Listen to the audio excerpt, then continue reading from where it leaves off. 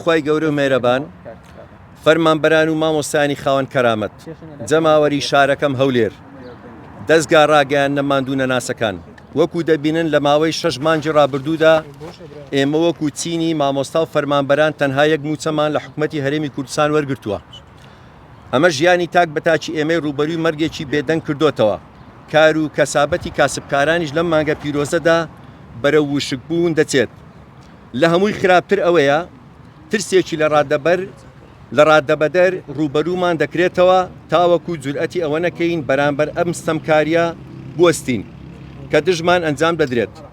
من ئەمڕۆ وەکو مامۆستایەکی شاری هەولێر و کوڕی ئەم کوردستانە دەمەوێت بەگوێی هەموو دەسەڵاتداران بدەم.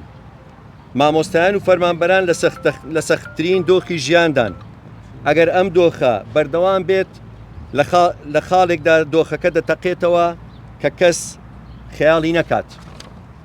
بۆیە وەکو ئەرک و بەرپرسیارەتی ئەخلاقی خۆم کەمپینێک ڕادەگەێنم بە ناوی هاشتاجی دەسەڵات کوا موچەکەم.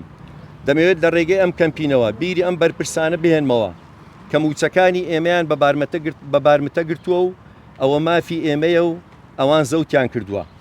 تکایە ئازادی بکەن. هەر لێرەشەوە داوا لە هاوپیشەکانم لە مامۆستایان و فەرمانبەرانی شاری هەولێر و تەواوی شار و شارۆچەکانی هەرێمی کوردستان دەکەم بە دانانی ئەم هاشتاگە بەشداری ئەم کەمپینە بکەن و هەڵوێستی جوابێرانی خۆتان بنوێنن وە چی دیکە بێدەنجی نە لە سوودی ئێمێ و نە لە سوودی حکومەت و هەرێمەکەم و کوردستان و شارەکەشمە.